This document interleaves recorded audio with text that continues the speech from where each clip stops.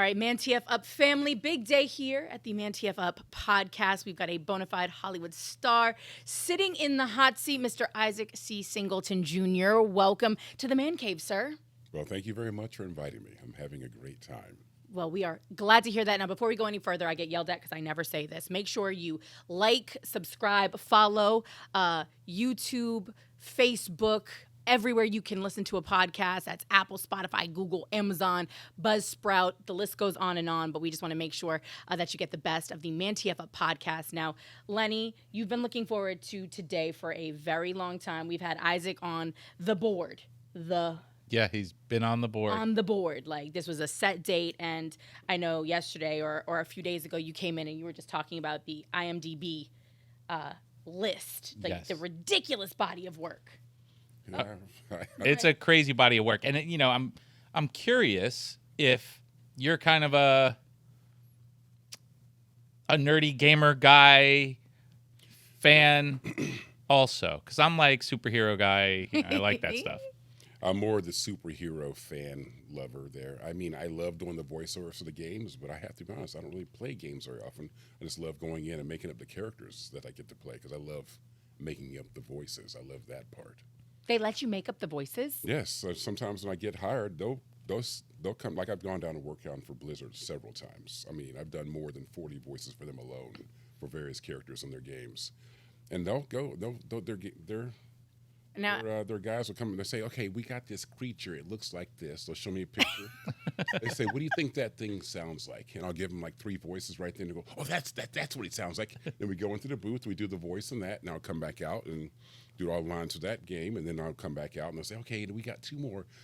This is the other character. What do you think this thing sounds like?" And then I'll make up some more voices for that. They're like, "That's the voice. Okay, let's go do that." And then we go in there and do that, and same thing for the 3rd one. This is not any indication that you have multiple personalities, is it? No. Okay. The doctors told my parents back when I was young that I was safe to go back into society. I was safe for myself and others. So beware. I love it. So don't beware. I'm okay. Excuse me. Oh. Well, now we've already met 2 people. We've already met 2. I find the voice thing so fascinating because, I can occasionally, I tried and have done some voiceover stuff for my company. Mm-hmm. Just, like a wrestler voice, like, You gonna But have a moment right now? It's pretty crazy. I mean, I don't carrying that must be a lot of practice and a lot of work and a lot of, to be able to get into a character and stay there throughout a whole read. Yeah, it's fun. And also, there's a lot of games I've gone in and done the characters. They expand the game. So like, "Okay, Isaac, we want you to do that character again. Here's a snippet of what you did last time." I'm like, "Okay." We listen to it. I'm like, "Oh, okay, I'll lock that in," and just go from there and do the character again. That's it. That's so wild. Now, for folks who are maybe not as familiar with your incredible body of work, why don't you just run down a few of the films that you've done, and then obviously, as Lenny pointed out, there's game voiceover work. There's been, I'm sure, commercials and things of that nature. So maybe just give our ManTFup family a little insight into what we're working with. All right. Film-wise, the things you'll recognize me from, because I've done a lot of movies with prosthetic makeup on where you hopefully wouldn't recognize me because I didn't look like that. You hear my voice, but you don't see my face. But probably the first time somebody really saw me in something that was really big was probably in anger management. I was the air marshal in there playing with Adam Sandler. I was very thankful for that. I did a few other things after that. I did some stuff for Arliss, HBO. Good show. One of my biggest movies was probably Pirates of the Caribbean, The Curse of the Black Pearl. One of your biggest, yeah. I mean, I that's was the just that old man thing. in the Black Pearl, so you might recognize him from that. It's so funny when people say, "Didn't you smack that woman?" And yeah, that was part of the script, and I didn't smack her in real life. Don't worry, she's okay. He beats women. We'll get into that in a little bit. Yeah, that's the whole purpose of ManTFup. I only had 2 emotions in that movie: angry and annoyed. Pretty much, I was in that whole movie, angry or annoyed, either way. So yeah. So they really didn't ask you to tap into your acting abilities too much. You still had to portray the character because I could have just been like, "Oh, hey, Captain," all smiley all day. No, that's not who I was going to be. Yeah, you were the bad guy. You were. Well, see, that's all a matter of perspective also. Yeah. When you've got an objective and you've got a goal and you got to get that goal any way you can, are you really the bad guy or you just kind of go for what you want to do? It's your job. Or were you great? Or were you the great guy if you actually accomplished it, right? Yeah, we went and got the gold back, so we wouldn't be skeletons in the middle of the moonlight. Who wants that? You want to be able to that. enjoy your dinner. Yeah. That was like the worst part in that movie, not being able to eat nothing. Like for Barbosa eternity? said, he wanted to eat a bushel of apples when he got back to people. You know, so yeah. Barbosa was a filthy old man in that movie. Filthy. Filthy, filthy, filthy, and you know it. Well, we didn't get to bathe very often. That's all. That's all that was. I mean, I've done stuff since then too, and one of my favorite things is to be hired by Marvel to do the voice of Thanos for all their cartoons and video games, which I love doing that. Josh Brolin pays for the movies. I do it for everything else. Pretty much, I'm very thankful to get that too. But I've worked for Disney a lot in my career too, so that's wonderful. You know, Pirates was a Disney movie. Yep. I mean, yeah. Anytime you can put Disney on your resume, probably pretty impressive, right? Oh, very impressive. Well, Disney now owns everything, I think. They own Star Wars and they own Marvel, so there's not much else. I can feel you. At least I don't think there's much else. They also own, and they own ESPN. They're going to buy Matrix soon. They're going to buy the Matrix? Do you know something that we don't know, Lenny? It just, if you just follow along their little path. Well, really, we are in the Matrix of Disney. Yeah. Which pill do you want to take? No pills, please. No, we need no more Matrix action in 2021. Let me tell you, it's surreal enough as it is. No, I'm looking at Lenny, and I already feel this conversation turning for the worst. Let me ask you a question. You were telling me earlier that acting was not your necessary initial career path. Like when you were a kid, you weren't sitting there going, "I want to be in the movies." No, that was not what I was. What did you wanted to do in the 8th grade? Well, finally settled on after all the things I wanted to do. Well, see, you got to understand the beginning of the story because you gotta understand it was like, do you remember when you were 4? Yes. And adults come over and pat you on the head and say, "What do you want to be when you grow up?" Do you remember that? Yeah, marine biologist. When you were 4. When I was 4. When I was 4, I wanted to be a mad scientist. Okay. Now, this is all correlate when it comes around to the end of the story. But okay, so but you know how when we think, we don't think in letters and numbers, think in pictures.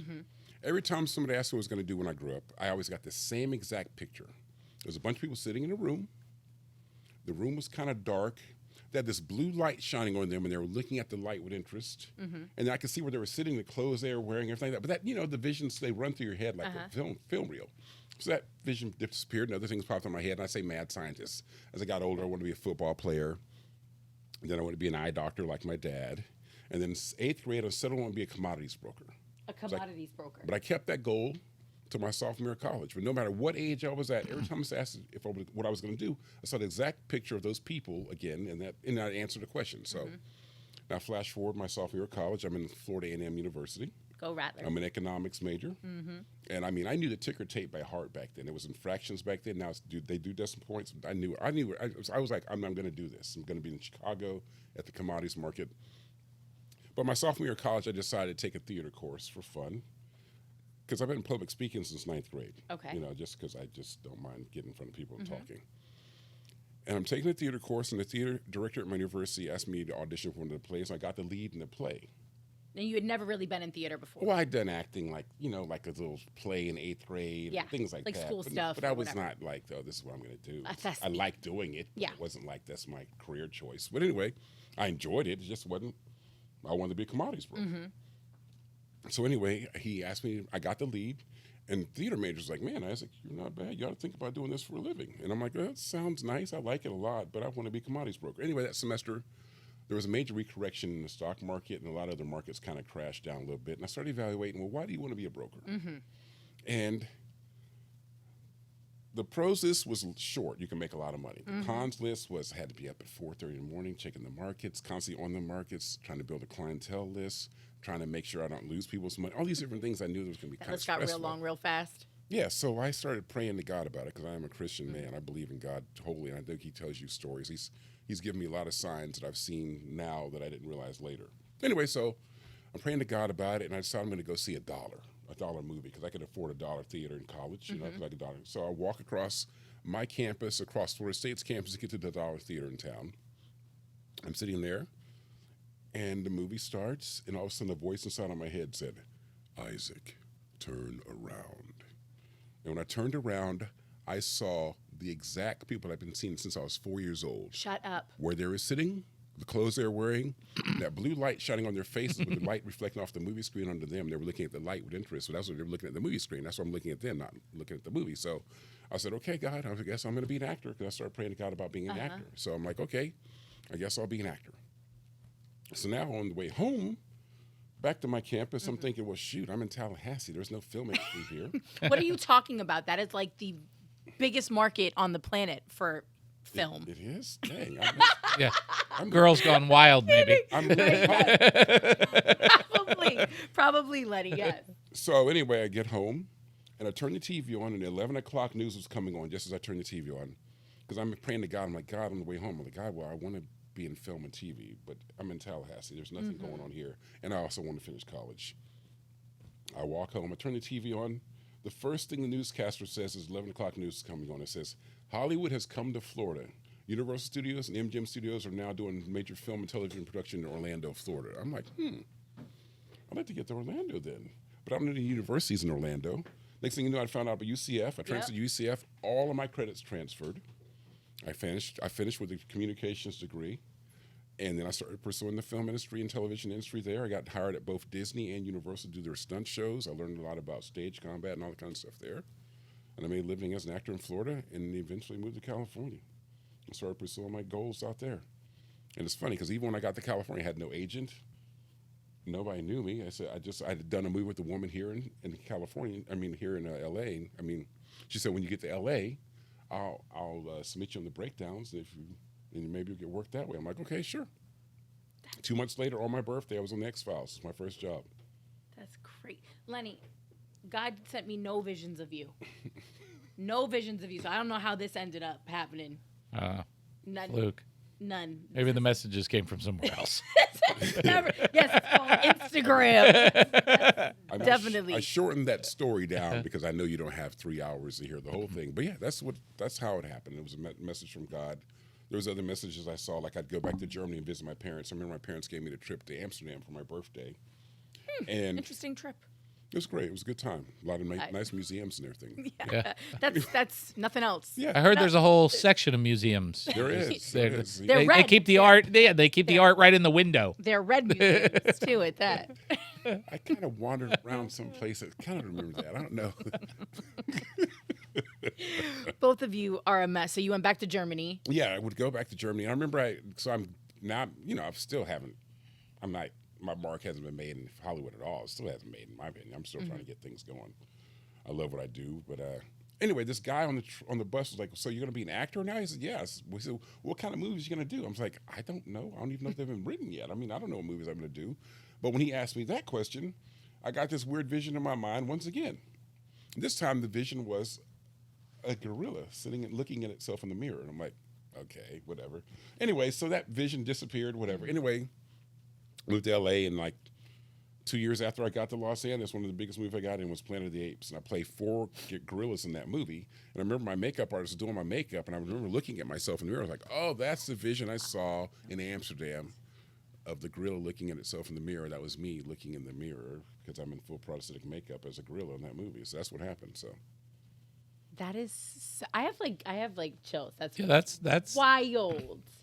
That's pretty crazy. If you're just listening to this, I bet you somebody's thinking, get the out of here, bro. But if you can see the conviction with which Isaac is telling this story, Yeah, seriously. I got to Los Angeles, no agent, whatever. I knew I was going to get in the film industry. That's what my goal was.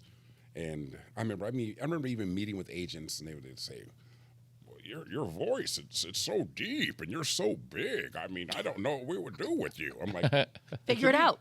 To me, that was like, okay, but that lets me know that you're not the agent for me, because if you don't know what you can do with a guy like me in the film industry, then you're not going to be able to help me out. So why would I want to sign with you? Thank you for not signing me. That's what I'm saying in my head. I'm not saying that to them face to face, but it's just so funny how and I was getting work without agents. So I'm like, okay, fine. I'll just go get work without you. And that's what I was doing. Some people would call that obviously blind faith, right? Just seeing something in your head and being willing to jump at it. But I feel like that takes humongous cojones. That's truly manning TF up. I'm trying to be very respectful. For those of you listening to our podcast, Isaac does not curse.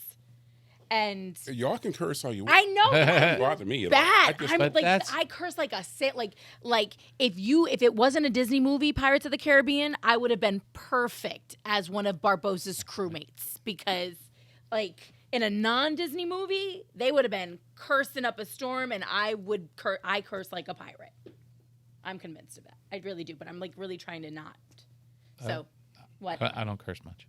You're such a liar. Anyway, that sounds like manning the fuck up, Isaac. Like just literally saying, you know what? I've had this idea in my mind since I'm in 8th grade about what I'm going to do. I mean, that's a good 6 years under your belt of just being focused. You went to school for it, and then all of a sudden, kind of on a whim, you deciding, nope, that's not for me anymore, and this is what I'm going to do, and going full steam ahead with it. Yes. Well, when you get the signs, that's what you do. That's what I do, at least. So, yeah. That's a lot of conviction to do that. It's, it's strong beliefs. That's very, very cool. Lenny, do you get conviction? What have you ever been that convicted about? That's a good question. I never stop, Kimmy. Mm-hmm. You know me. I never stop. And it doesn't matter what life throws at me.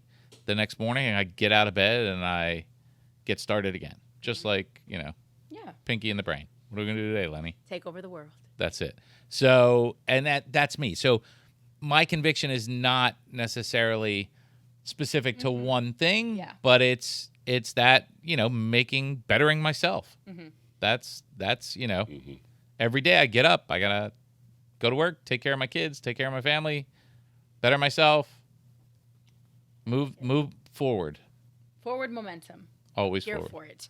Now, Isaac, you've obviously been in the industry for over 2 decades at this point. Yes. And a lot of things have changed. Yes, right? they have. I mean, a lot of things have changed just in the world as a whole, right? And the whole point of the ManTFup podcast is to talk about some of, the things that are changing that maybe we wish weren't changing, or maybe we think shouldn't be changing, kind of, I don't want to say controversial topics, but just the things that make you go, what is happening? If you want to say it, you can go ahead and say it. Yeah, I mean, I didn't necessarily feel it that time. Okay. You know what I mean? Yeah, I feel it's a lot of, there's not a lot of thought going into the change. Mm-hmm. We've talked about a lot of things on this podcast about, sitting Indian style and things that I saw when I was growing up. We used to have cartoons that showed you how the government worked and what a bill was, and all of these. Schoolhouse Rock. Yeah, I mean, we had all that, and we fed our kids that, and we went to PE and all these things, and these things are all changing so rapidly, and it's. I think everybody deserves a voice, but I don't think everybody should listen to everybody's voice and change the world because of it. I think it has to be a collective, and I think things need to slow down and get a little thought. That's all. Mm-hmm. Maybe let's think how we're going to do this. Let's think how we're going to say this. Let's think of the ramifications 20 years down the road, which that's what nobody ever thinks about. Well, I think Hollywood kind of, I don't want to say it started it because it's been happening for a long time, but like the Me Too movement, right, in Hollywood has changed a lot. And it was like a sweeping kind of just beast of its own, right? Like when it took hold, it took hold. As a person who's been in it for a long time, like what are some of the things that you've seen change that maybe, I don't want to say shouldn't, but that we should be putting a little bit more thought into before just maybe jumping and acting? Okay, well, obviously,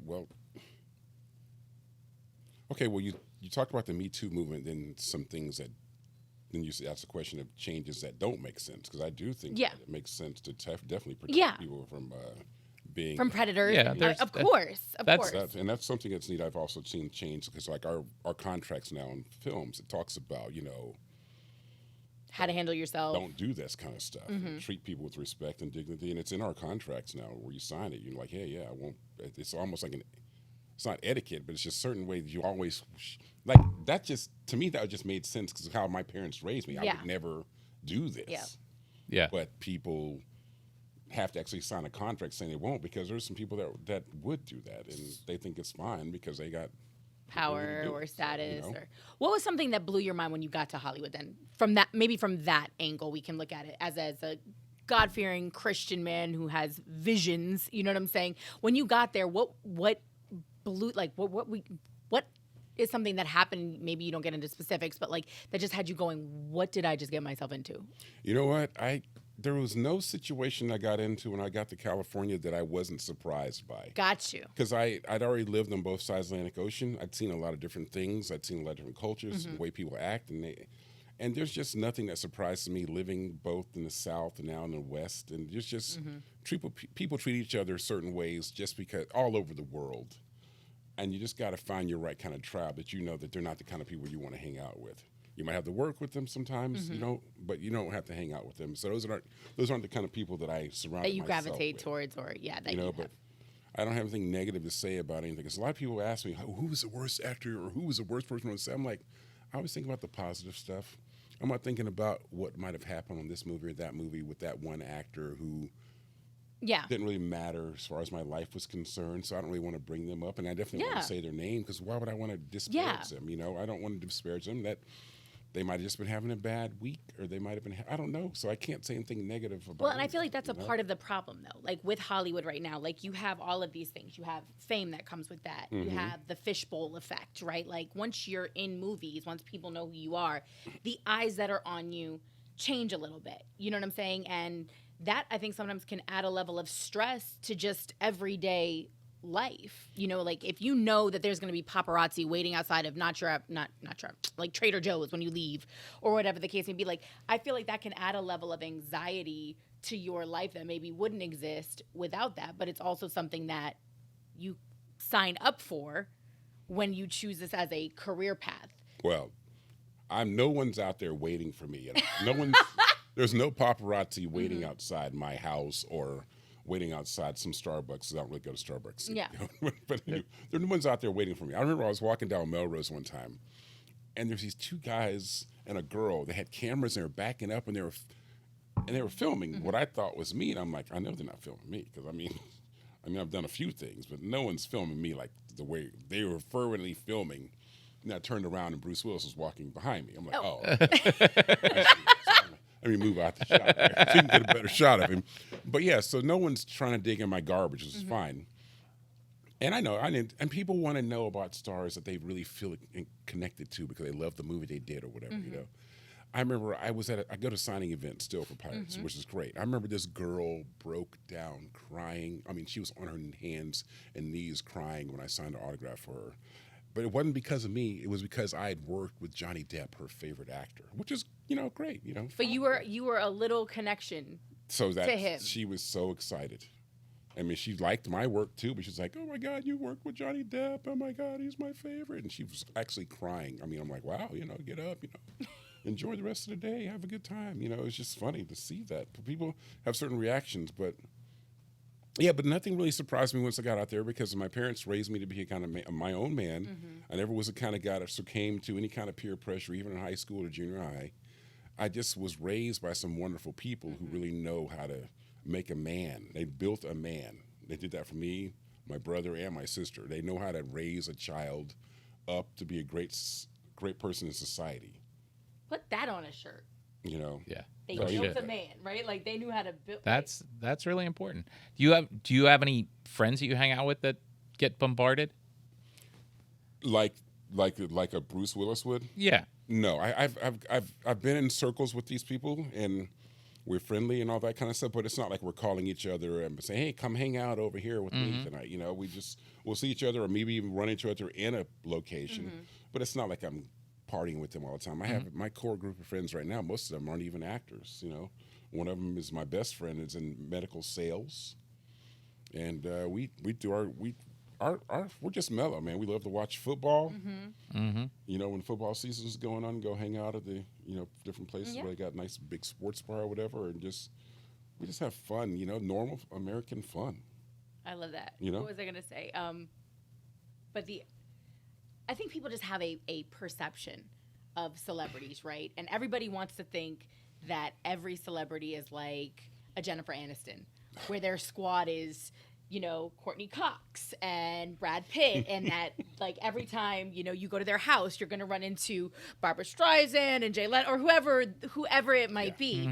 But I would think that that's actually a rarity. It really is. I mean, yeah, Right? those people probably hang out with each other, which is great because they're good friends. They work together for a while. I mean, look at George Clooney and those guys. I mean, they work together so much that, you know, you hire your friends sometimes when you're working in film because you know they can do the job. Plus, you like working with them. Yes. That's what it is. You get your own squad. You start working with these people on a regular basis. I mean, you see certain directors, they hire the same actors over and over again because they like them. Yep. And that, I'm sure, has something to do with work ethic, too. Like, if you know that somebody's going to deliver. But also, it's important. I would imagine. So, talking about Hollywood imperceptions, like, you don't just show up. When you did Planet of the Apes, how long were you in makeup for? It was a 4-hour makeup every single day. So when we were on location, I mean, we were on location. My call time to get to the bus, this isn't even before I got in the chair, just to get to the bus to take me out to the location where my makeup's going to be made. Some of my call times are 3:30 in the morning. And then 4-hour makeup, we shoot all day long. Then they go and take the makeup off me. By the time we got back to the hotel, it would be dark again. I mean, that's just 16, 17-hour days. And it was great. But, you know, that was a nice 8-month-long movie. I loved it. And that's what I signed up for. And I loved it. I mean, I wasn't, it didn't feel like, oh, my God, 18 hours, 17 hours. It was like, this is what I signed up for. I get to play this character. I'm excited about these characters. I played 4 characters in that movie. 4 different gorillas in that movie. I did change it a little bit. They wanted a deeper voice, but, you know, I just changed it up a little bit. But, you know, there's one scene where I get killed by the Thade character. The screen wipes. It's me and that same actor playing different characters again. Oh, my goodness. Yeah. So, but that saved probably Sony more than $500,000 in makeup costs alone because those prosthetic pieces had to be run off for each individual actor, and each individual actor had to have their own face cast. So my pieces of prosthetic wouldn't fit that guy next to me. So if you play 4 characters, that's 3 other characters that didn't have to mold their face, spend all that money gritting off the latex pieces just to put it on them. So that saved them a lot, which was great for me because I got to play all these characters. And no one's going to be like, wait a minute, wasn't that the same guy that just was in that last scene over there? You know, that gorilla voice sounds very similar. I'm just saying. Yeah. I guess I asked that question, or I want to point that out because I think similar to professional athletes or anyone who makes a lot of money to do something that the general public views as fun, right? Or like an incredible opportunity, there's judgment that comes with that. Not understanding how much actual work and time and effort and energy goes into, like, how many regular everyday Joes are working for 17 and 18 hours a day? Yeah, and I mean 7 days, you know what I mean, for an 8 month period of time. Like, that's ridiculous, and that's Successful ones. that's who. There's also the thing, they see the finished product. They see the finished product and it looks great because, you know, the color correction's done there, the editor's gone and done, the music's been played in there. They don't see what we're doing every single day. They don't see the grueling hours. There were sandstorms out in the desert when we were shooting it. We were in, like, it was freezing temperatures. Sometimes we were shooting out in Lake Peril, Arizona. I mean, it was cold.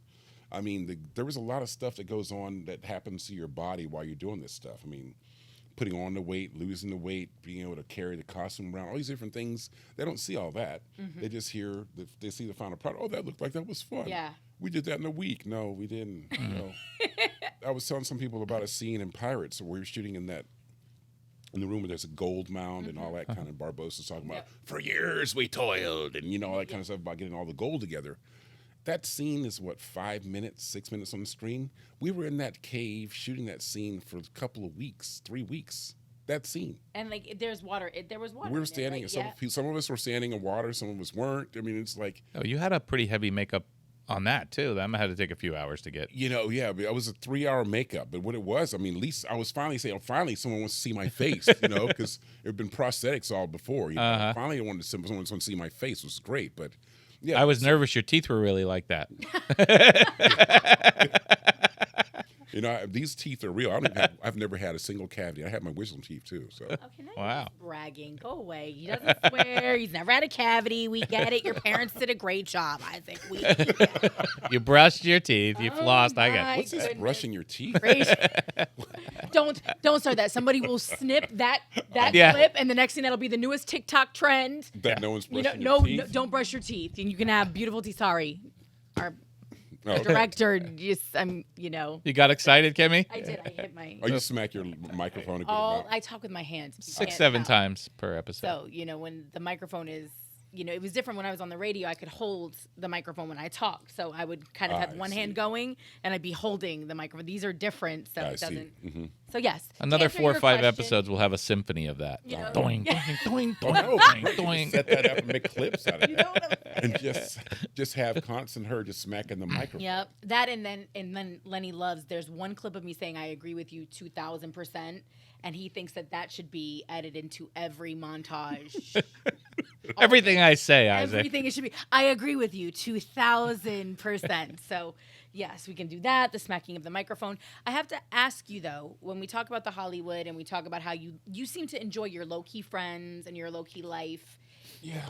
Do you ever get worried that should you get the stardom that comes with a Johnny Depp or a Bruce Willis about everything that comes with that? Is that why you've leaned more towards the voiceover stuff and the kind of off-camera stuff?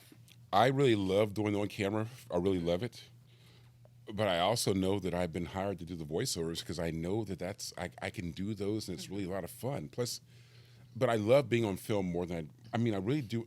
Don't get me wrong. I enjoy doing the voiceovers immensely. It's spectacular to get to make up a character and voices. Mm-hmm. But I really love being on film sets because there's a whole collaboration there with a bunch of different people. I mean, you've got the grips, you've got the cameraman, the DP, you've got the lighting guys, you've got everybody there that is the Harold putting it all together. And then you got the makeup people, the wardrobe. Don't forget about craft services. You know what I mean?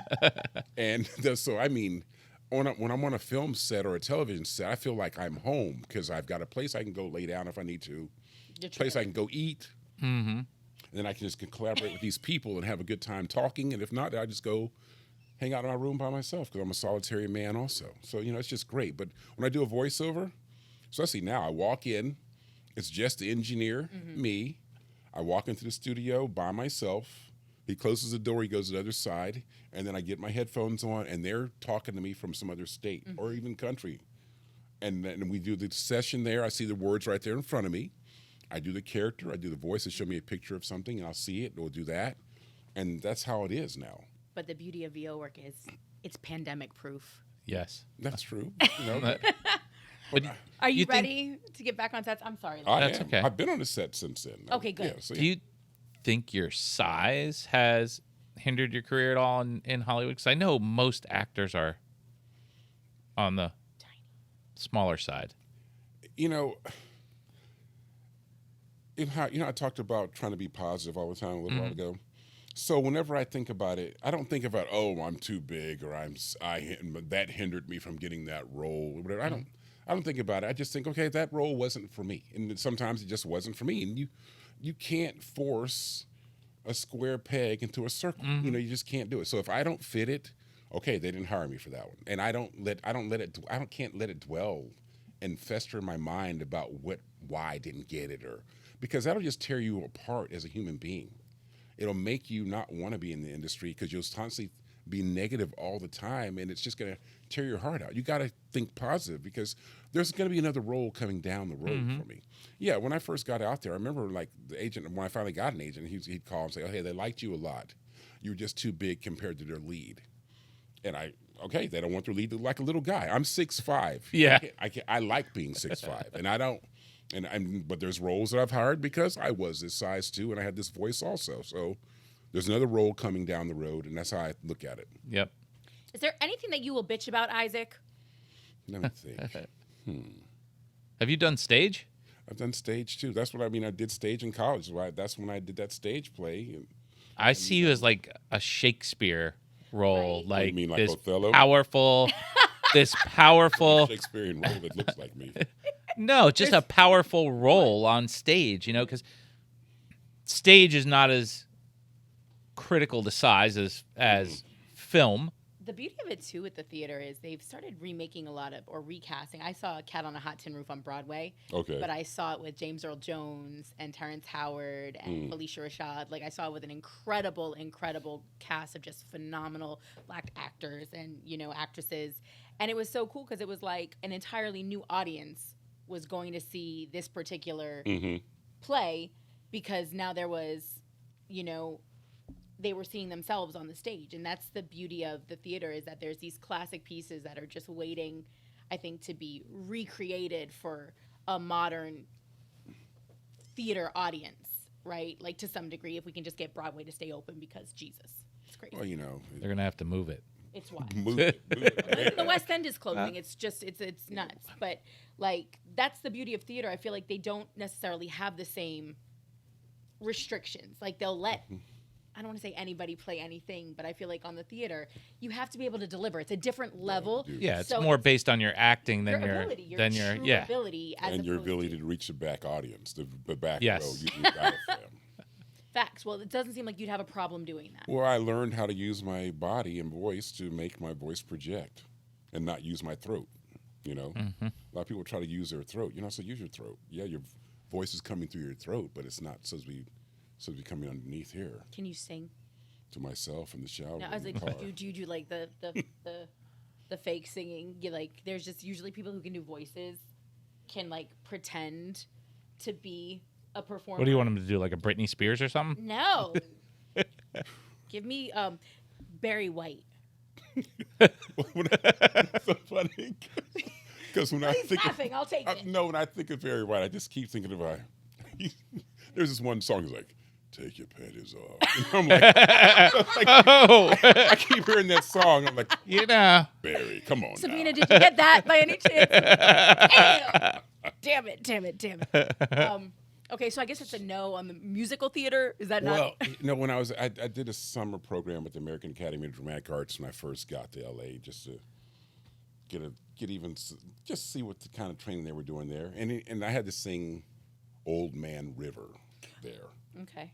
So that's what I had to sing. But I don't consider myself a singer. I use my voice for making the mood of a story or bringing a character to life. That's what I like. But I sang it, and I think I did a fairly good job. But I just, I was going to say, if that's the song that they tasked you with. But bring back the old Paul. Listen, we're Paul sitting here with this enormous giant of a man with this super deep voice. Every woman's going crazy. Where are these women? I want to hear. Excuse me, you didn't have that vision? I'm trying to. They're there. Just close your eyes. You needed to walk to the other side of the hotel. So what song do you want to hear? Screaming was about? I just saw some girls running at me, but I was like, "Oh, is Bruce Willis behind me?" And I just kept walking to my hotel room. Okay. No, can you do a voice for us that would totally not be if my eyes were closed, you wouldn't pick your eyes. I wouldn't pick him as my Isaac. Okay. Let me think. Close your eyes. My eyes are closed. Hello. Can I speak to Lenny, please? Is Lenny there? Tell him at least she's on the phone for him. Lenny, I know that's you. Come on. Answer the phone. Lenny, answer the phone, please. Hello. Hello? Is this about my porn subscription again? This call is being recorded, sir. That's okay. Oh, my goodness. Yeah, you That's asked classic. the man who literally started off by saying, I'm a Christian about your porn subscription, though. I clearly told him I'm not. See? Okay. Well, so long as Before you guys this, had that you know. conversation before, that's good. He did lay out a disclaimer that he's fine with. I'm very fine with all kinds of stuff. Yes. Okay, so on the ManTFup Podcast, again, we love to talk about things like cancel culture and just, craziness. Before we started today's podcast, we were talking about a new viral clip on TikTok where apparently children in Iowa are identifying now as dogs and cats, and their parents would like the school board to implement litter boxes in the bathrooms. Like, just wild. Do you have anything that comes to mind? Like, when somebody says cancel culture, like, what comes to mind? Is there something that's been canceled that you don't think deserved to be canceled? Like, how should we be approaching this? all right, I can't think of anything specific that has been canceled.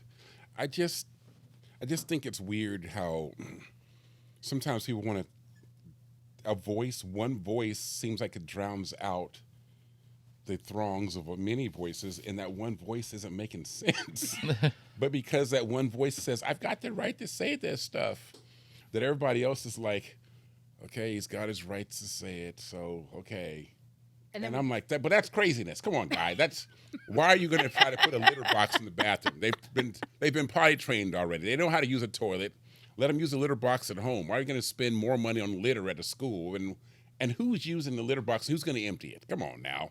That's what because teachers, right? The teachers unions are already calling in an emergency meeting. Like, listen, this is not in it. We need hazard pay. Like, this is a whole thing. Even if there's a janitor's unit, I mean, like, even the janitor's like, no, that's not what I'm not here to end. Yeah. I got a cat at home. I can't stand it. My wife wanted it. She makes me to take the garbage out, and she's got the litter in there sometimes. I'm not doing it at work too. Mm-hmm. Facts. I'll unclog a toilet. Yeah.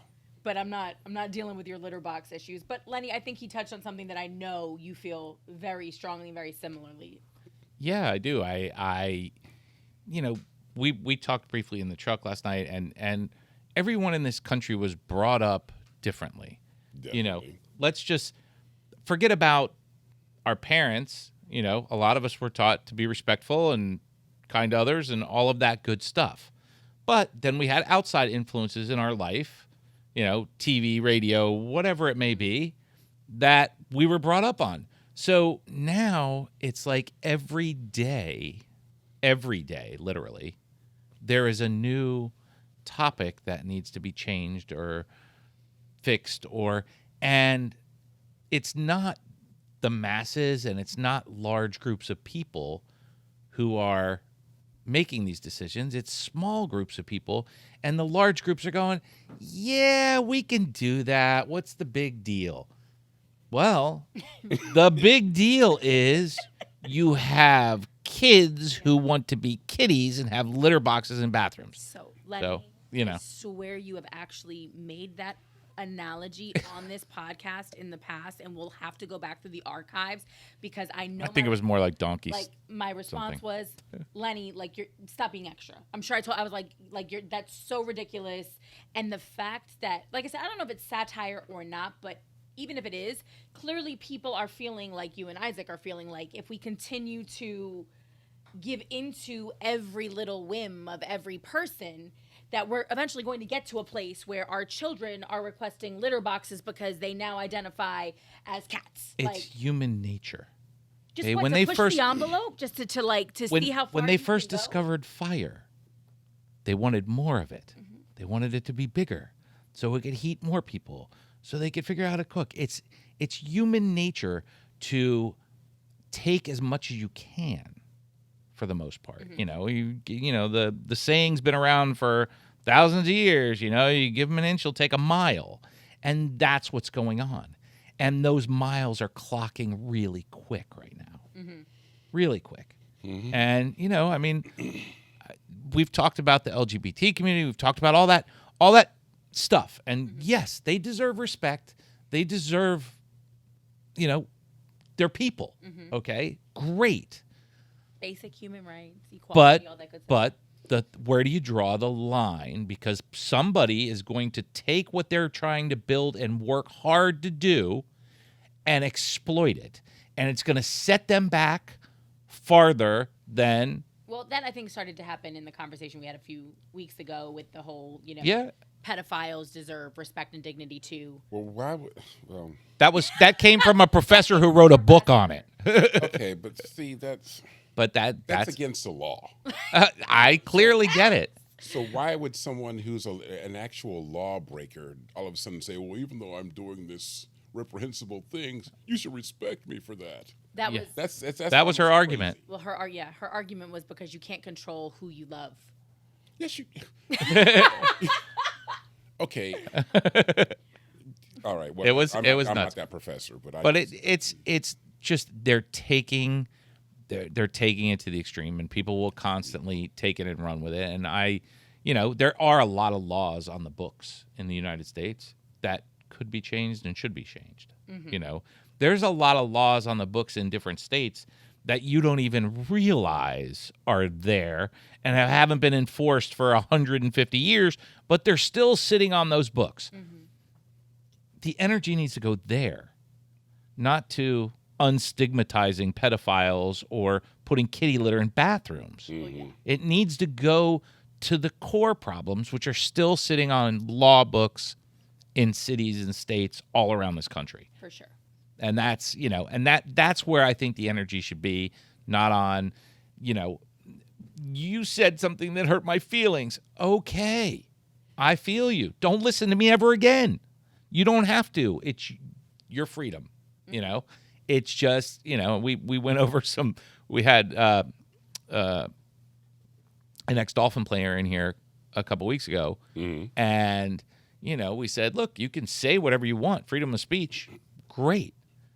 But if you say something to the wrong person, you're going to get a backhand. You're going to get smacked. And I totally believe in that. If you don't respect people, they should be able to knock the shit out of you. But, so it goes to the same thing. If you're going to bring your feelings into words, then I'm going to bring my fist into, it's the same thing. Yeah, it's the same thing. You're asking for that same amount of respect to be put on an assault that you are on a word. So if you're going to ask for that, then great. If I call you that, smack me. Or if you call me something, I'm going to smack you. But it's the same. Yeah. It's now the same. They carry the same weight. So if that's what people want, then but I don't think that's what people want. No, I don't, because I think there's some people who would get punched a whole lot. Yeah, you got that right. Facts. And there's certain people you don't want to get punched in the face by. You being one of them. I would not want a right hook from Isaac C. Singleton Jr. I wouldn't even want a jab, okay? I don't even want a really hard bump, to be honest with you. If I don't see it coming, wouldn't stand next to you on the subway, Isaac, just for fear that if it stopped too quickly and you you lost your footing, we're all going down. I'm just like, you're a big guy. But I do feel like Hollywood, and I hate to bring it back to that, Hollywood gets the brunt of it in a lot of ways. Like, we've seen recently all of these BuzzFeed articles coming out about movies that should be canceled, right? Lenny and I have discussed this. Like, they came hard for Grease, and I was like, listen, stop it. So they're like saying that Grease shouldn't be shown anymore? Because Goonies. let me give you the reason why. Because there wasn't enough representation, because they were clearly homophobic, because the beginning song Summer Lovin' was clearly about sexual assault. The list goes on. And I had a co-host who said to me one time, he said, the thing that frustrates me the most is that we're putting 2021 standards on a 79 movie, or even a guy like Kevin Hart, and we're not going to get into Kevin, but when you get penalized for a tweet that you sent out in 2005 and it's 2019, the world has evolved a lot in 14 years. Is it really fair to hold somebody to their 2005 tweet in 2019? Now, if he tweeted it in 2019, different situation. But what was I don't want to say what was allowed, but I'm happy for evolution. To your point, Me Too is important. We need to put a foot down when it comes to predators in every industry, right? It's not okay. It's not okay to wield your power in a malicious, manner that way.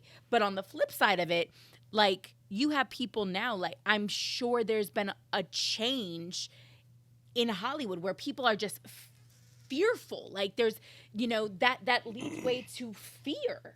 Yeah. And that's not a good place to be operating from either. Weinstein, Epstein, Predators. clearly abusing and being predators. A man being a man next to a woman, we're clearly different. We clearly think differently.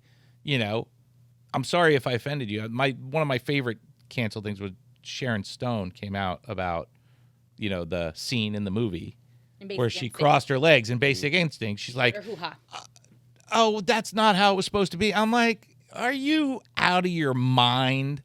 How come 30 years later, after your whole career got built off that one scene, are you going to say that you were forced to do it?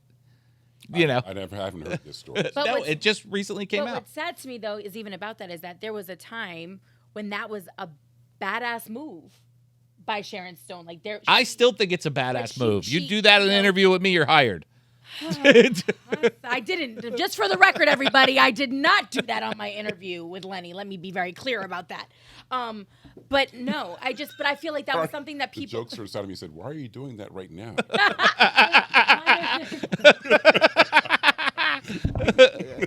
If you're watching the YouTube video, you see exactly what's happening right now. But no, I feel like there was a time where people took that as, you know, her being assertive, her owning her femininity, her owning her power.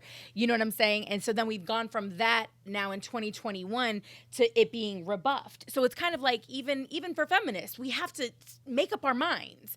And so that's kind of like one of those things where it's like we're almost we're going in a circle. You know what I mean? So it's like what's seemed as cool or avant-garde or groundbreaking then becomes a thing that is your biggest detractor. And it's weird because it's like, what, did we run out of things to complain? I don't know. Like, do you understand what I'm saying? Well, for me, because I love movies, and that movie, in essence, that was a really good movie. But if you think about that scene in itself, she controlled that whole room. Yes. All those guys were like on her every word. Mm-hmm. And she knew she had the power over them. That character, I'm thinking about character-wise, she knew she ran that room. And she knew what she could do to make the room even more flustered and get them off their game. And she was owning her power. Yes. But that's what I'm saying is like, but now you have feminists in 2021 coming for her, right? Like, well, how could you do and it's just crazy to me. And a lot of it is younger people who maybe weren't necessarily around for that period of time to understand what that move really meant to women in any, because again, they're judging it off of 2021 standards. And it's like, you know, it's just this whole thing about things not aging well, right? Like people talk about their tweets. Oh, that didn't age well. And that can be 6 months, for God's sakes. It's crazy. But it's just ironic to me. Like I said, the Grease thing, I was like, you know, not only that in Greece, they're portraying a high school from the 1950s. Let's be clear. America was very different in the 1950s. Yeah. You know. Did you see the makeup of that high school? Yeah. That was and in real life, that probably would have been, there were probably actually more Black and brown people in the film than were actually in that high school in real life in the 1950s. Now, when the teacher came through and put a balloon between the two guys, remember the two guys from the T-Birds, they were dancing together, like goofing off. And they were like, when the teacher came and, you know, said, no, you know, if you're going to be dancing, it's got to be a boy and a girl. And they were like, oh, well, that's clearly, in the 1950s, there were gay men who were married with children, you know, like being homophobic, you could go to you could go to jail for being homophobic in the 1950s. Being homophobic or being homosexual? I mean, for being homosexual. Okay, I'm sorry. Thank you. Okay. Everybody was homophobic. Yes. Very good point. Yes. So thank you for that correction. But it's just, do your history and you'll understand that, you know, A, it's a film.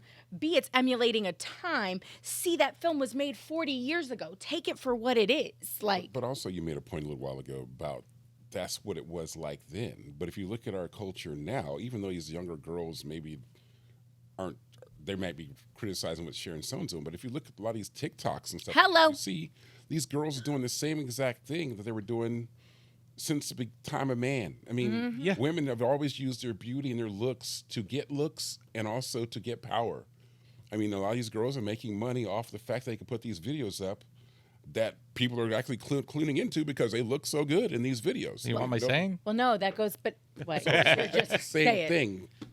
People are just trying to, like you said, this cancel culture once again is where like, well, we're just going to have to change that. But no, that's still going on. Men and women are still doing the same thing they've been doing since the dawn of man. They're human. But the problem is that the same people yelling about things need to change are the same ones who wouldn't know what to do with themselves if they really did. Like, keep yelling from the mountaintop about how you don't want women to be objectified and things like that. And next thing you know, there'll be a law that says you can't objectify yourself on TikTok. And then a lot of paychecks will dwindle. You know what I'm saying? So that I think is part of the frustration of not having an honest conversation about what comes with that. Because as a woman and as a feminist, I want to see my women win. You know what I'm saying? I want pay equity. I know that that's obviously something that comes up often in Hollywood. No, I don't want people to feel like they have to do something sexually in order to advance in their career. You should never, ever feel that way. But on the flip side of it, I also know that as a woman, I have gotten interviews with people because of how I looked. I've never been told no. You know what I'm saying? And I know that that is,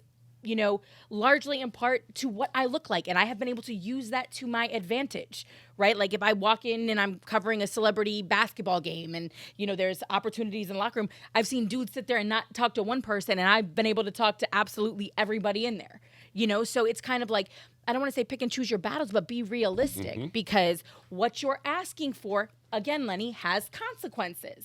So until you figured out how to win just with your brain, right? Like, or just with whatever other talents you have aside from your physical, like it's an asset. And we know that women who use their assets, our girl Sabina is in here right now and she's incredible, but I bet you Sabina would agree with me and that she has mastered the art of using what she has. You know what I'm saying? Like, it's just another tool in the toolbox. And listen, I am 100% for that. I want women to be empowered. I don't think women should, you know, and the women that fight for these positions of power in corporations and it is a things fight. like that. You know, I get it. It's a fight. A fight, but you know, it's goes to that one step harder. You know you're a woman. Okay? You clearly know you know what your womanly attributes will get you. Yep. Okay? So you also know the downfalls of it. Yeah. You got some creepy For sure. middle-aged manager at work and you're some little hottie trying to work your way up the ladder. That is an obstacle. That is an obstacle for you. You clearly know when you go into that environment that this is going to be difficult. Should it be easier? Yes. Should it not have to hinge on that? Yes. Is it ever not going to? No. But this is when I say, Because men are men and women are women. It's that clear. this is why we need to be teaching our young girls to man the fuck up. And by that, I just mean knowing how to handle yourself. I'm so grateful for the men in my life, whether they were, you know, big brother figures, my roommates in college who played football, who schooled me in the art of how to handle myself. You know, like, have I been close talked, you know, where, you know, somebody just gets all up in your face? And I'm sure it happens, Isaac, it happens to men too. So, I mean, but I've been taught how to handle myself and how to, you know, clearly draw the line in this end. I've never had somebody put their hands on me, you know, unsolicited. I've never. That happens to me. Well, I did it to you. I'm sorry. Oh, no, I'm talking about, actually, I'll have complete strangers, girls, grab my butt in public. And they'll be like, oh my God, I just had to touch it. It was so nice. I'm like, That's assault. But if I did that, it'd I'm be being assault. dragged away. Yes. A girl does it, it's just cute and funny because he was a big guy and he can take it. What the heck? See, but that is, you know. I didn't want to cut your No, thing that's off, part but and that's parcel what though. happens, so. But those are the conversation. Again, though, it's one of those things where we walk. I don't know. It's crazy when you say something like that because, legit, if the shoe was on the other foot, away you go. Yes. Cuffed, career over. And in this day and age, your career is over. You're a liability now. You're a liability to But a no studio. one even knows who the heck I am, really. In some, I feel like, okay, some people recognize me, some people know who I am, but I'm not someone who's like a household name. I'm the guy that you see in the grocery store, like, you look familiar. Have I seen you in something before? I'm that guy. That's who I am. Or you probably played football. Or you were an yeah, a athlete. lot of I'm people sure a lot think, of people assume you played a People sport. think I play football. They think I'm in. I've had several people over the last few months just say, "Dang, aren't you supposed to be at practice right now?" Aren't you? I'm like, because we got 2 NFL teams in LA now, the Rams and the Chargers. I'm like, no, I'm an actor. You know? You're like, nice win, coach. Cool, thanks. But yeah. So yeah, I'm not a household name, which But I'm not in for the fame. I do if fame comes along with what I do, because I'm going to continue doing more and more films. And yeah, my name is going to rise, which is great. But I'm not in it for the fame. I'm in it for the love of the craft. Yeah, you love what you're doing. But I also love to get paid to do what I do also. I mean, I love it too. You know, I miss this job. So I want to continue making better money but I also just love putting these characters out there. That's what I love about it all. Well, we have a belief here that if you do what you love, Mm-hmm. not that you don't ever feel like you're working, but life is so much better. When you find that thing that you would, quote unquote, do for free or that you love doing, work doesn't necessarily feel like work. I mean, obviously, it's like you said, it's a paycheck, but it's just your life is so much better. It's so much fun. I mean, it is so much fun. Even the grueling long days when you're cold, and then they say, okay, that's a wrap. You're like, trailer time. now we can go and take this makeup off and get back in the real clothing, get back to the hotel or wherever you're going. You know? Now, and then be ready for tomorrow. and do it all over again. Yeah. Now, Nestor, our director of photography, he just wears many hats. He's big in the NFT space right now. Oh, really? And he wanted us to discuss with you because, you know, working with the likes of Disney and especially in that gaming world, like this is a huge opportunity for you, for those companies. I mean, how is that space working? You know what? I'm just now learning about NFTs. I mean, I was just talking to some people. I was at an event for NFTs 2 weekends ago. A whole event? Yeah, because I had an event. It was like an after party they had for an event of people who were in NFT space, who were getting things going as far as that's concerned. And someone was talking to me about how I could even get one going for myself. And I'm going to talk to them in the future about that. Because part of me was like, don't get me wrong, I'm a humble guy, but part of me was like, who wants an NFT of Isaac Singleton Jr.? And they were like, we know some of the things you've done. People will want Hello. this. I'm like, are you serious? I'm like, yeah, they're serious. I'm like, okay, well, let's talk further about it then. Because I'm like, I'm just Isaac C. Singleton Jr. You know, I'm a working actor, living his life and having a good time.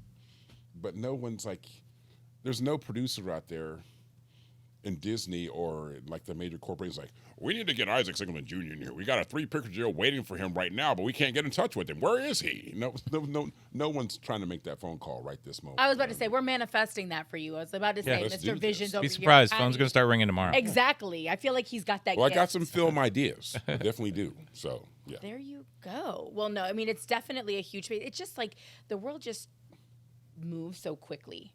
I do want to ask you with your parents, considering what an incredible job they did, like, do they ever get excited about the things that you've done, or are you still just... You know what? It's great because I remember when I went home to tell them, like I saw you flew back to Germany and said, Mom, Dad, I'm not going to be an actor. I'm not going to be a commodity broker anymore. I'm going to be an actor. And they were so supportive. They weren't like, what? An actor? They were like, okay, son, if that's what you want to do. My dad was a math major in college, so he's a very analytical guy. And I'm very analytical also. And he said, well, it's not going to be easy. You don't have any real connections out there in Hollywood. And you know the odds of making it out there. But if that's what you want to do, okay, then we'll support you on that. And so now my parents also know that I don't tell them anything. I don't tell them when I'm getting ready to do a project. I don't tell them about the project I'm getting ready to do because I learned very early on that whenever I'd get a project, I'd be so excited. Oh, guess what? I got this role and this and that. And then all of a sudden, they lost their funding and the role didn't happen. And then like friends and people are like, oh, so what happened to that movie you were going to do? I'm like, so I learned very beginning, don't tell anybody what you're doing until it's done. Okay. So I don't really tell them about it. But I know my parents are, they're very happy for the things I've done and they're proud of what I've done because like, also in the beginning of my career, you know, I was making a living at it, but my parents, their friends were like, so how's that acting working out for Isaac? And they're like, well, he's not calling us for money, so I guess it's working out pretty good then. That's every parent, I think, right? Yeah, that's the They're threshold. self-sufficient. We're good. That's the threshold. But I guess my dad, I've seen the beam in their eyes, especially my dad. Like I remember we went shopping a few years ago. We were in Vegas, and I'm Isaac. I'm just walking around. But I remember I was in a store, and my dad and I were in the store. And this guy goes, "Oh my God, you were in this movie! I love that movie." And I'm like, "Oh well, thank you very much." You know, and I could just see the smile on my dad's face. You know, it's like, yeah. That's got to feel incredible. That's incredible. Nothing better than that feeling. Now, I want 2 questions for you because Lenny, you're a parent of 3. Isaac, you don't have kids yet, but I feel like you have a pretty good idea if you were raising them how you would like to do that. Did you hear that? He was like, yes. So what is something that you wish, I guess each of you can answer this, that more parents would instill in their kids today that you were brought up with, as far as values and life? You want to start? You can start since you already have kids. I respect above and beyond for anyone until they, make you not respect them. A little bit of fear, I think, is important. I think, and that goes along with learning the respect. Consequences. Really, consequences are, very important to kids today, and they don't have enough of them. Got you. So respect, fear, and that there are consequences to your actions. Yeah, and when I say fear, I don't mean scary fear. I mean fear that It's not that a there's utopian consequences. world. Yeah. Like as a young woman, keeping your head on a swivel, because unfortunately you can do everything right and still end up Or a young man in today's day and age, Yep, that's a whole different set of consequences. But or a cat, your child's identifying as a cat. Let's make sure that we are all inclusive I'm just here on the saying. ManTFup podcast, just so you know. Yeah. Okay, so now how about you, Isaac? I would, man, there's some different things I would say. I would definitely instill, because I believe in God. I would still, I'm a Christ believer. I would believe in that. But when he talks to you like he talks to you, we believe in too. But and a lot of the things that are taught in that are really good for society. Some people have perverted some things, but the basics of what Christ was talking about were really great tenets to live by, and I would want to raise them as Christians for sure. Definitely would want them to treat their fellow man with respect and dignity.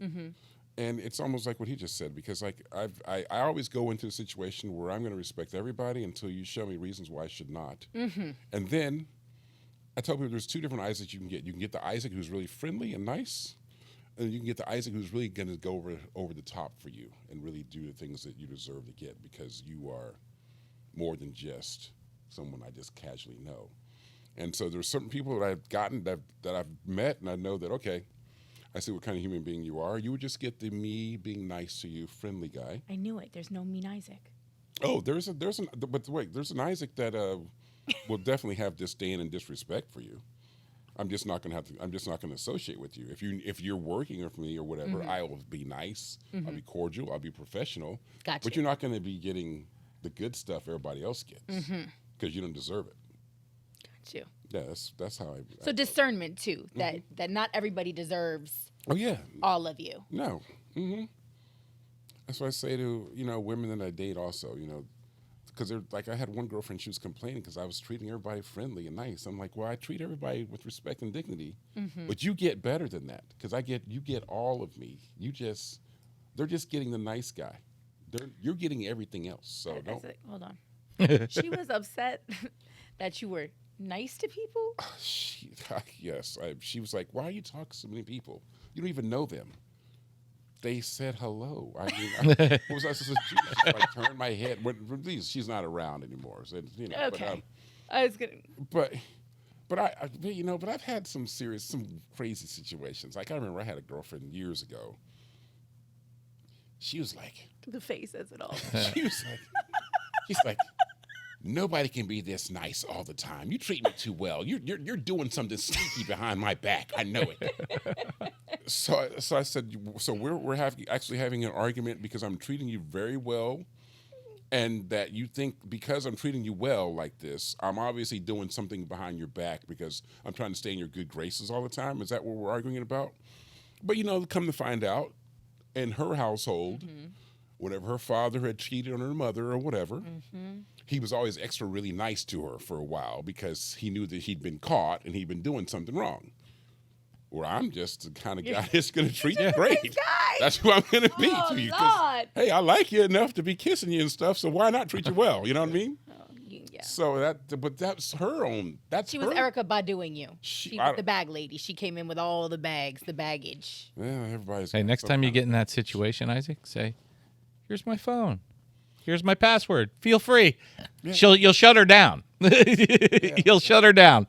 I could have a burner phone. Yeah. Lord. Now somebody's going to point. Damn it, turn it off now. Turn it off, honey. I told you we're just men. Turn it off. Turn it off. So yeah, there's nothing going on like that. But I mean, if I have to give her my phone, then it's over. Because I mean, she doesn't trust me enough, and it's just that, Because I'm a trustworthy guy. Yeah, I've got this whole thing going. I told Isaac I want to run for president, but I got this whole thing I was going. wondering if you mentioned that to you. That I've been explaining to Kimmy, and women expect so much from men, and there's kind of a dichotomy there because we're only men, and they think of it that way. They're well, Isaac's not helping your "we're only men" cause. I'm telling you, he is. No, he's not. Yeah, because Isaac is clearly cut from a bit of a different cloth. You know what I'm saying? Like, this is the guy who has two sides. One is just everyday nice, and the other is like stupid, next worldly Jesus nice. You understand? I feel you, but I said these things, but also there is a side of Isaac that doesn't come out that is there. But you probably know how to avoid putting yourself in situations that are going to draw him out. Well, that's what I do, because I know how I feel. I know I look, and I know what kind of power I have. I know what I can do physically to a human being's body. I know what I can do. Now, I also know about the laws in our country. I know about the law system. I know about how some people are litigious in this country. And like I said, there's plenty of people out there whose faces need to be punched in. They really do. But I know that if I punch the face in, I'm going to suffer certain consequences because of this. Yes. And it's not going to also help because I look like this gigantic black guy, So it's not going to help me in the court system. Unfortunately, you fit the description. Yeah, unfortunately. He was big and black, right? Like, in America. I've had, usually we can go into the different things that have happened to me as far as police is concerned. Never been in trouble with police, but pulled over several times for no reason. Pulled out of my car for no reason. But, they're the ones scared of me. I'm like, if you're scared of me, then don't pull me over. That's the truth. But that's something totally different. That could be the part of the country or the world that we live in that will make Isaac the bitter Isaac. But I can rise above that. But that happens to me. But I don't let it spoil my day. I don't let it spoil my existence. I don't walk around with a chip on my shoulder. I could. I deserve to in many ways, but I don't. You really should honestly have children. And I say that because that's a great quality to instill in children. The fact that you have these experiences, right? And you can express them, but also there's ways to handle them. You know what I'm saying? Yeah. And what to do with that. Obviously, you're an extremely intelligent, very, worldly individual. You've traveled. Your parents live in Germany, for God's sake. So you've seen things, and how things work. But I think that's just such an invaluable gift if you can sit down and actually have conversations with young people about personal experiences and how to either rise up and then put yourself in a better position to do something to make real change. You know what I'm saying? As opposed to reacting and then you're no longer afforded the platform or the opportunity. Well, I've always been in many ways, I'm almost like Leonard Nimoy's Spock. I'm very logical in a lot of my thought, and a lot of times, some people would even consider me even unemotional in certain situations because I'm thinking about the consequences of my actions. Well, a lot of people don't think about those consequences. No. They live on instinct, and they do what they want to do. Like, it's funny, last night I said last night, and this guy was being held back by his friends. He was kind of drunk, and he wanted to go beat up on this other guy. I don't know what happened, but he was causing a big row in the hallway outside of the bar that was where I was. And people just kind of stand there and look at him like, what the heck is wrong with this guy? His friends are holding him back. He's yelling. And the guy he's yelling at just kind of standing there with a grin on his face too, like, what's wrong with you? And this guy, he was drunk, but he also wanted to fight. And I'm like, why do you want to fight? Just say what you got to say and move on. Fighting somebody's not going to really solve anything. Might put you in jail. Yeah. Might cause you to get yourself beat up too. Yeah. You never know or what a might happen. lawsuit, or God only knows. Like, that's the truly frightening. I've seen situations where people went off trying to fight somebody, got knocked out, I'm serious. Well, state of Florida's a little crazy on that because we have stand your ground laws, which if somebody's the aggressor and if somebody puts their hand on you, you could shoot them dead where they stand. See, I don't even have a gun around. I'm not walking around with a gun. No, I get it, but and this you is South probably Florida. have And a more lot of people training do. than many of the people who do. Yeah, I have shot a lot of guns. I was gonna say. It's fun. yeah. Well, I guess if you get to do it for work, and then I saw and I started looking, and when you were talking about what your physical body can do, I do want to ask because you've been in all of these action movies. Have you you have training then, like you have combat training and martial I've trained in martial arts before. I've trained in all kinds of stuff. I'm going to train again when I get back to LA because the gym's going to reopen up again, so I'm going to start training again. So what do you train martial arts? Now I'm going to start doing Krav Maga. Okay. Because that's not about katas and stuff like that. It's about get in, to do the damage you need to do, and get out. That's it. I was gonna say, is any of that more difficult for you because of how big you are? Like some of those martial arts, they're small. You know what I mean? They're just these really lithe, kind of small. I started Taekwondo when I was in college. Okay. Then I did kickboxing when I got to LA. But the kickboxing also, they were teaching us ground fighting and stuff like that. Not Billy Blanks. You were doing real kickboxing. Yeah, I did. You were doing Taibo? I did go to a Taibo class one time though because I had an audition for ER. Okay. They wanted a Taibo instructor to come in with their class with a student. Got you. And the student had gotten hurt in class, and I was supposed to be the instructor, be like, oh, he was in the wrong way, and someone kicked him in the face, and all. Anyway. So you're a method actor. You did it you. I'm not a method actor. I'm an actor because method actors actually have to become the character. Oh. They live the character. Sometimes they'll if you're playing a bum, they'll not bathe for a few days and live out in the street just because they want to feel like they're a method actor. They want to feel what it's like to be a bum. I'm like, why don't you just get on set and act like a bum? So you were just doing research, though. I just researched, okay. Yeah. So I went and sure enough, Billy Blanks eventually did the role. So I was like, okay, so that's. But I did go to a couple of Taibo classes just to see what it was like, and that was one heck of a workout. I'll tell you that much. That was one heck of a workout. And his stepdaughter was teaching the class when I was there. She was like a thin, brunette, cute, wiry.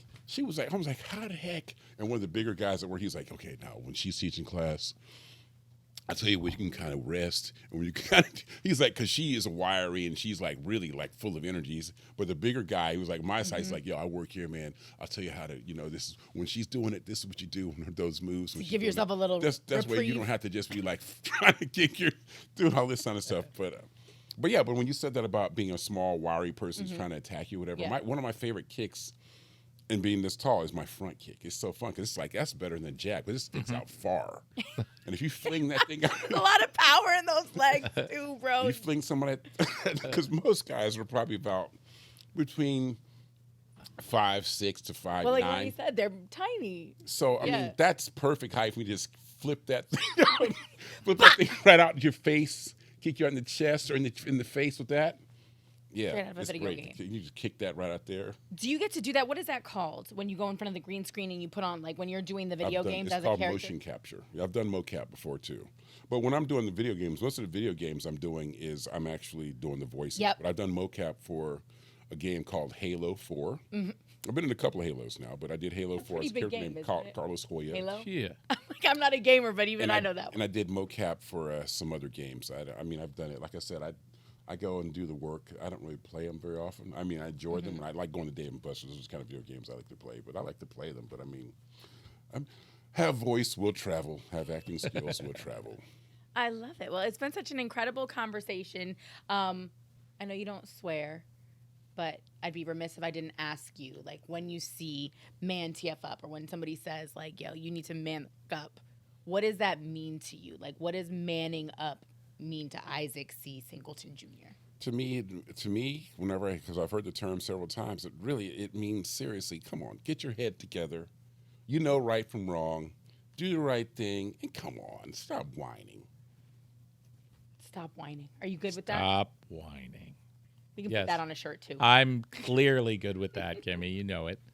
Well, like I said, it's been an incredible conversation. I know this was a big day for you. Is there anything that we didn't touch on? I am super happy. You don't want any gaming nerdy kinda, superhero things that you want to ask? I wanted to ask him the question about if he's kind of that guy. I mean, you go to all the Marvel movies and stuff like that. Do you? Oh yes. As a matter of fact, I remember I went. Oh yeah, I love Marvel, man. They're great. I mean, Yell at him too. If you're gonna yell at me for hitting my microphone, that wasn't He my can't hand. help it. That was facts. We already set it back 3 feet. Didn't want to But yeah, I can remember because like when you go see a Marvel movie, it's an experience for me because I like watching the credits of the movie anyway.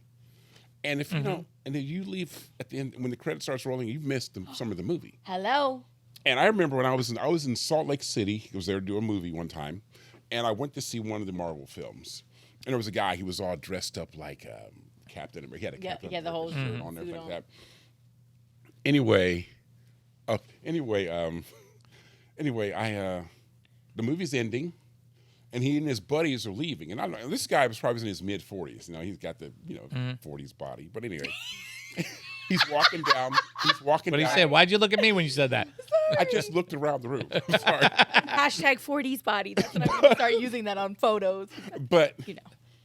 But I could tell he was a big fan. Mm-hmm. And he starts leaving, and I say, "Hey, man, you might not want to leave. The movie's not over yet." Mm-hmm. He's like, "What?" I'm like, "Yeah, the movie's not done." So he and his buddy stood off to the side. The credits rolled a little bit longer, and he was like, all of a sudden, another little cookie came a little bit further, and that was funny. And then wait till the end, and another at the end of the credits came up, and that final little part that came up.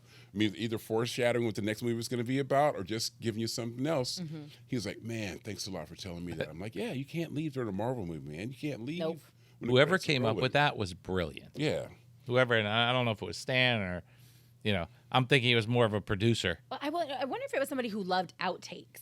And I say that because you remember like in Life with Eddie Murphy and Martin Lawrence, like the outtakes at the end of the film are the best part. Like, and I love that movie, but are the best part. Like I would rewind the outtakes, but I feel like that was something that you got in a lot of comedy films. You'd get the outtakes at the end. And it's kind of like if you have this great stuff, but I know with Marvel it's a little bit different because they actually give you the precursor to the next one. They did that on Smokey and the Bandit. They did that on... Did they? Oh, one of my favorites of all times is when they did at the end of Ferris Bueller's Day Off. Yes. Because you're watching as Prince Rooney is just, his day is just, he's all limping, the bus picks him up, his pants are ripped and everything, So you're watching the credits, but you're watching what's happening to Rooney. He sits down. The girl's like, "Gummy bear?" She gives him a gummy bear. It's been in my pocket all day. It's nice and warm. He flicks the gummy bear away. And then the credits roll and it stops and it's dark.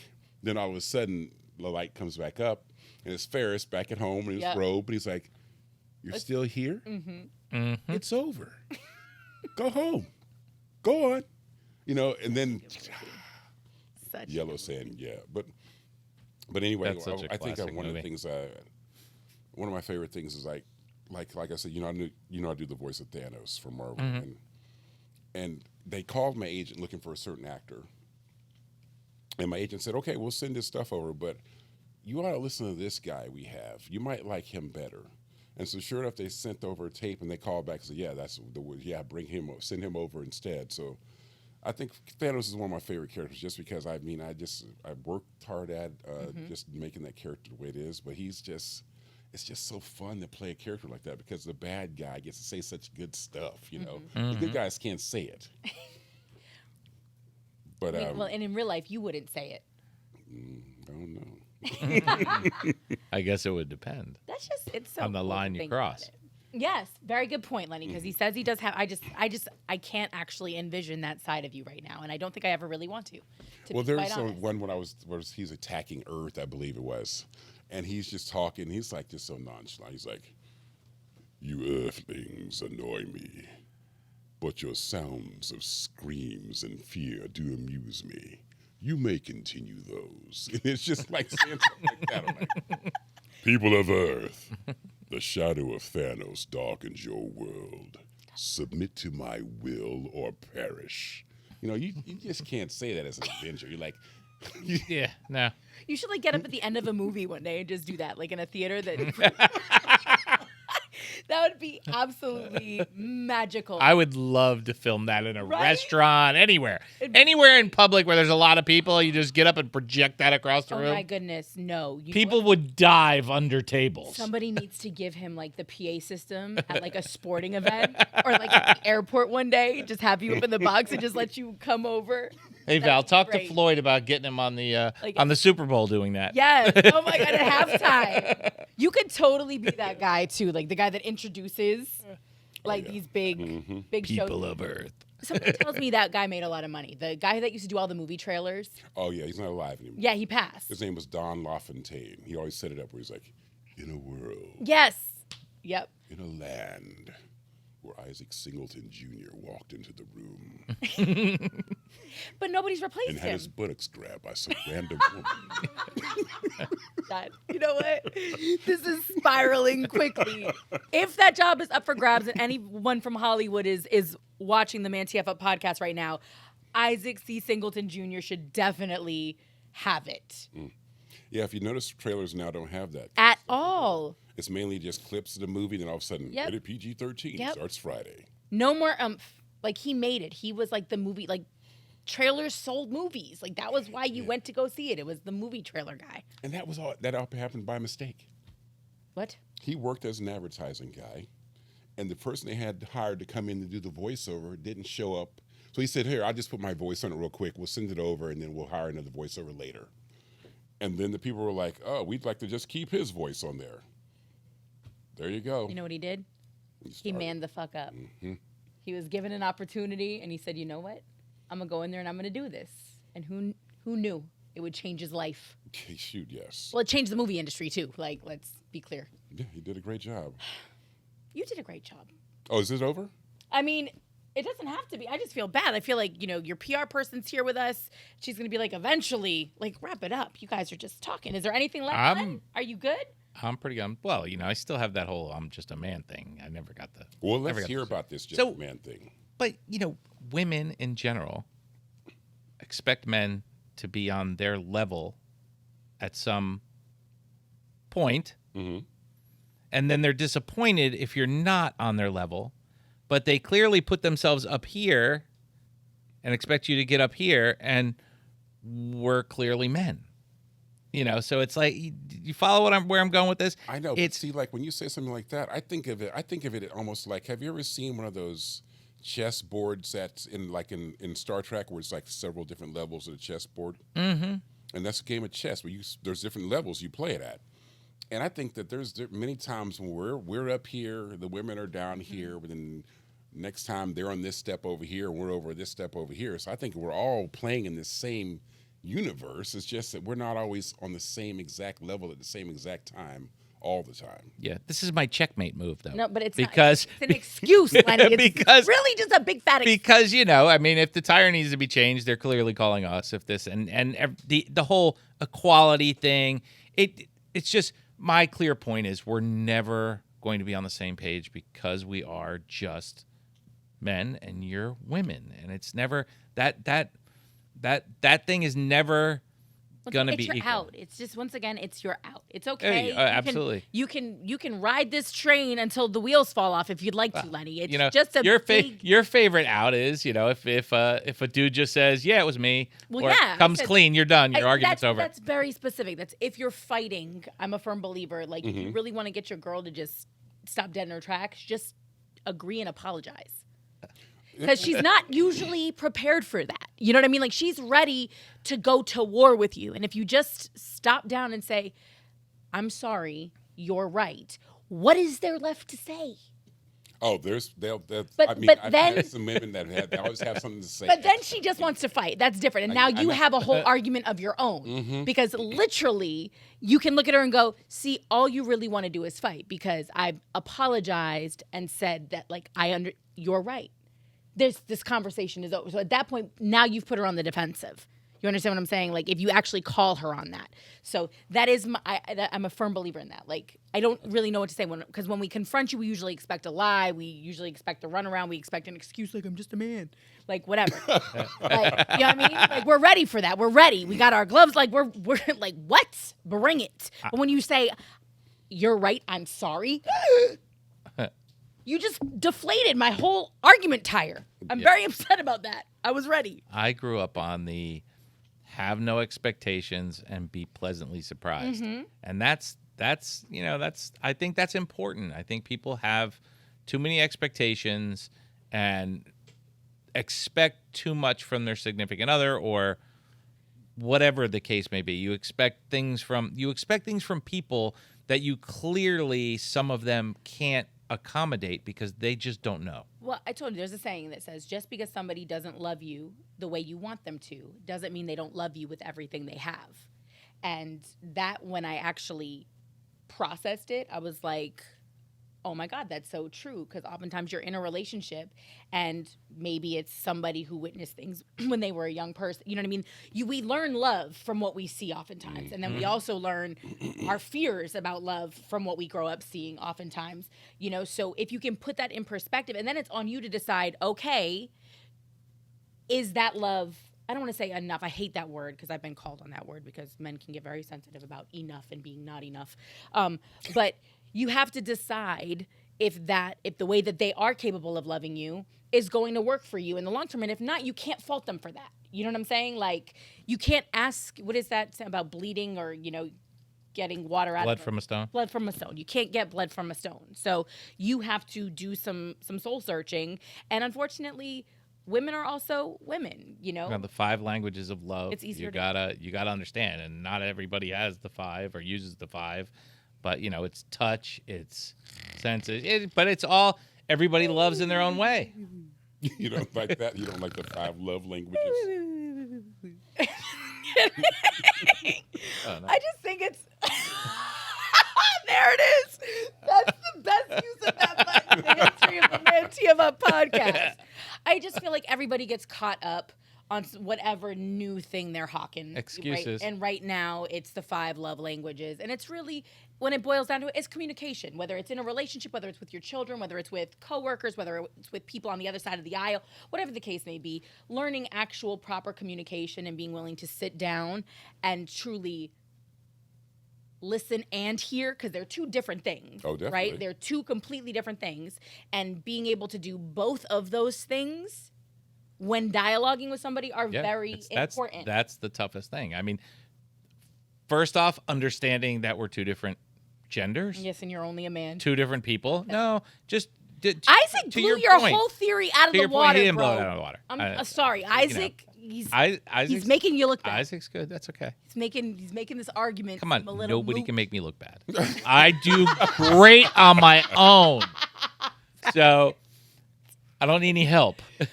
But you have a man and a woman or 2 different people. There's so many variables that go into their character and into their, and then if you add in the different sexes on top of that, I mean, there's a reason that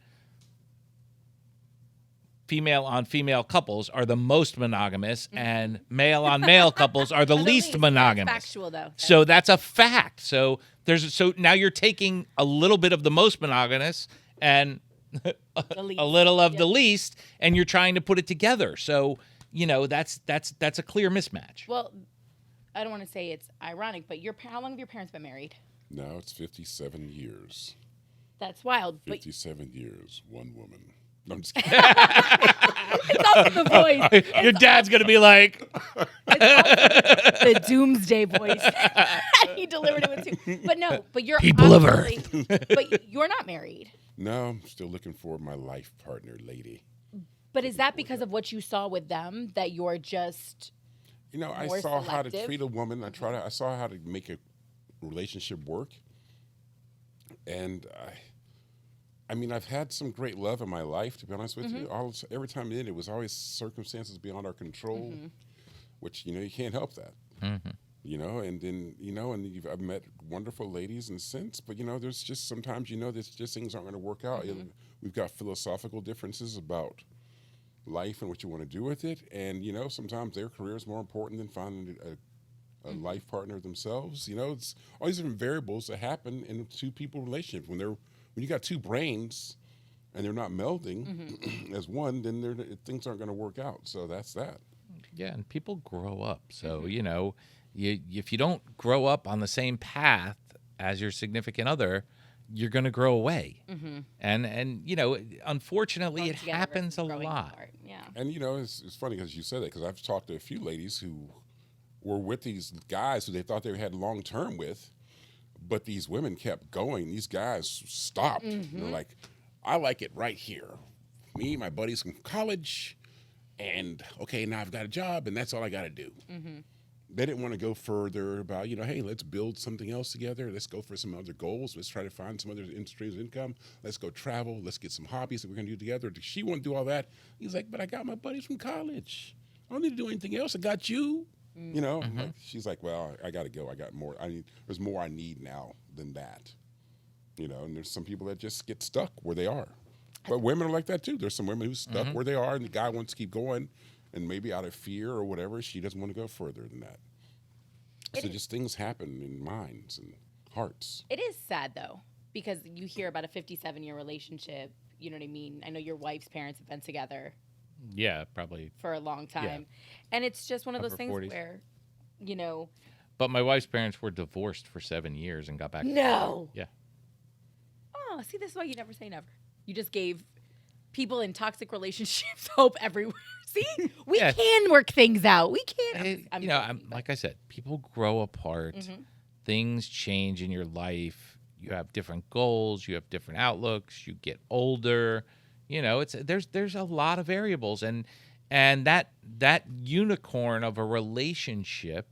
Now, I've been married 27 years, by the way. Okay. But that unicorn of a relationship means that one of those people or both of them stayed like this.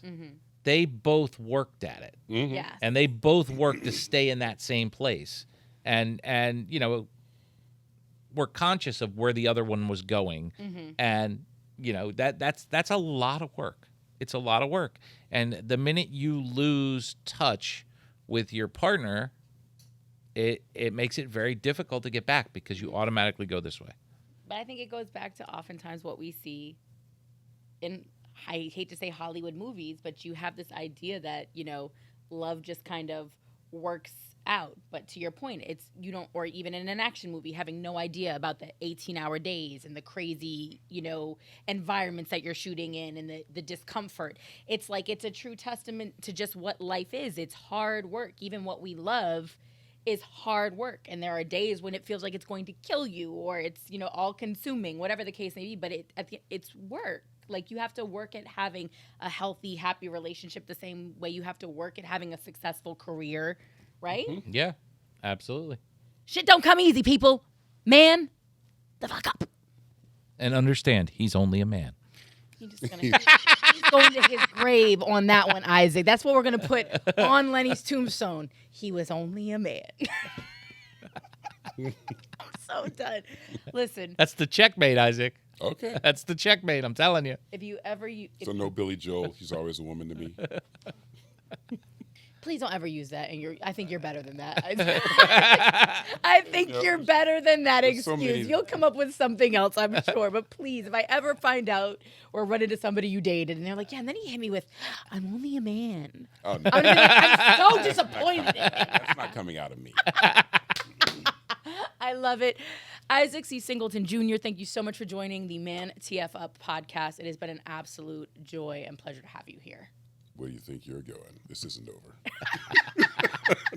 No, it was a pleasure. I was about to say, now that could be a little intimidating. I'm just saying. People of ManTFup TV. I have now That taken should be the actual intro. We shall be here for weeks to come. Bring the food. I'm hungry. Don't forget, subscribe, like, follow. Make sure you listen to us absolutely everywhere you can listen to a podcast. Apple, Amazon, Google, Spotify, Buzzsprout. You can go to our YouTube channel and subscribe at, what is it, ManTFup TV. It's at ManTFup TV. And as Lenny likes to say, if you'd like to reach out, you got comments, you hate what we talked about, you love what we talked about, you have some topics for us to discuss, let them know how they can email us, Lenny. You can email KimmyB to ManTFupTV.com.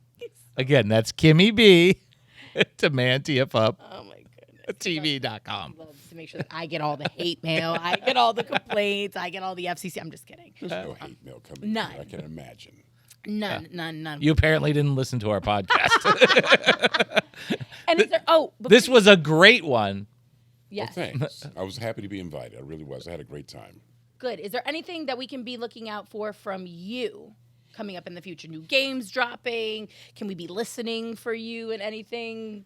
Well, it's so funny because now almost everything I do has got a non-disclosure agreement on it. Oh, so my now God. I can't even tell about it because everybody wants to know about everything so much that we can't tell you. It gets out too fast, you Yeah. know. So Used to it's be like- able, you tell your friend, and they'd tell somebody it'd take like a month to get out. Well, listen. Now it's out in 30 seconds. Yeah, 'cause, I mean, people love the internet, and there's Mm-hmm. a lot of fans out there who just like Facts. throw it out there. Oh, we know how it's Yeah. going to end. You know Oh. everything. You know, so they don't want to say. It's also anything different about when it. you work in. That's true though. Like they've been the poor Spider-Man movie. My God, how many spoilers have we had for the new? Like it's been absolutely crazy. So I get it, especially with the kind of projects that you're involved in.